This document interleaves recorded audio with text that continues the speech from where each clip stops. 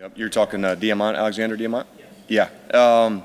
Yeah, he's doing well. He's developing. He's been up watching a lot of film. And, when you play a high-profile position, you have to know what's going on. You have to be able to see coverages, see rotations, see blitzes.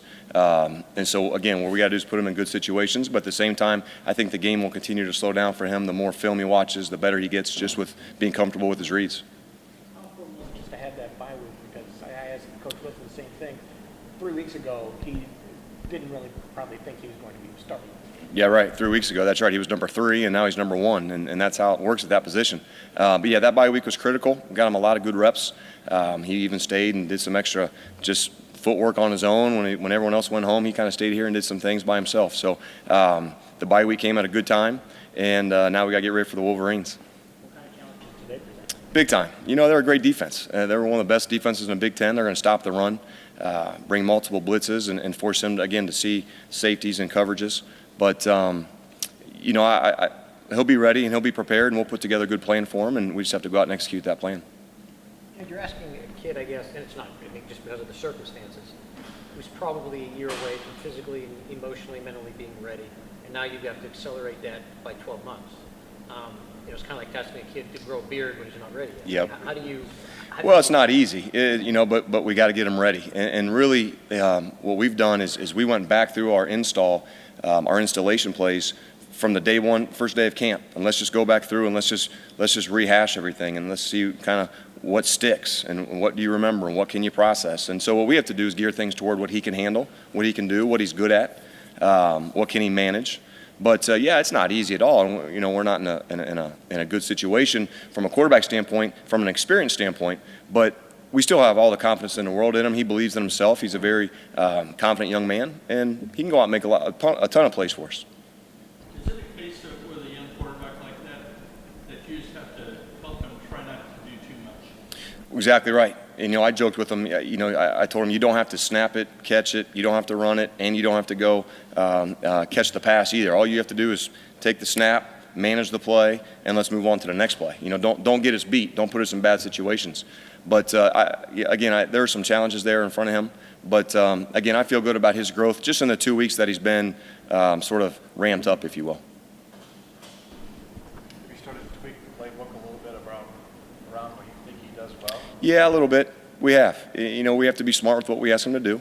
And I'm not sure if it's tweaking and adjusting as much as it is maybe just maybe cutting some things down. And let's just focus on a few concepts, and let's see what we can get good at, and see how we can go make some plays in space with Tevin and Shane and Stoner and some of those guys.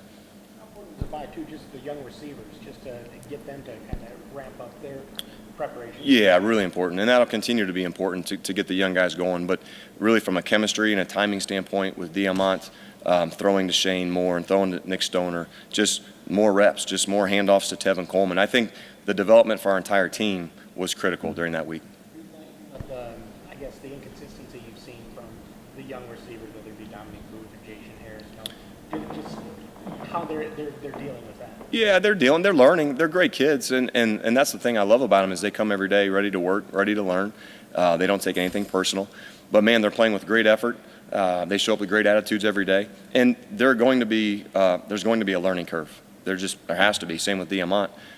There was with Cody Latimer and Shane Wynn 4 years ago. It's just a nature of the position they play. But I'm seeing them play faster every single week, seeing them play more physical with more confidence. And we look forward to that continuing to grow. Probably kind of hard to measure this, but it seems like the kids themselves, like Xander, have confidence in him. I mean, that seems like that would matter at least a little bit. Yeah, it does. And again, we have all the confidence in the world in Alexander Diamant. The players do too, and so does Alexander. So, I don't think any of us are walking down with our heads down and feeling like we have no shot. We're going to be just fine. We just have to, again, manage things and put him in positions where he can be successful. You mentioned that Diamant's a fairly self-confident guy. Have you seen it kind of grow a little bit more in terms of on-field, in terms of more confidence? Yeah, a little bit. I think if I've seen anything grow, it was the realization that after the Michigan State game, his eyes were a lot bigger, like, wow, these guys come fast. And, and there's nothing like that game speed. We can't simulate that in practice. And so from that standpoint, I've seen him really understand now exactly what he's up against. And it's not just high school football anymore. These guys are grown men that can run fast and hit hard. So you know you have to be ready to go. Because you have one advantage, you might see a little bit more single coverage than an 8-side line saw, especially with Tevin Cole. Yeah, I think so. We understand what we've done well so far this year. We've been able to run the ball at a high level. So yeah, I would expect teams to load up to stop the run and put us in one-on-one situations. And again, we have to be good enough on the perimeter to take advantage of it, and at quarterback to deliver the ball.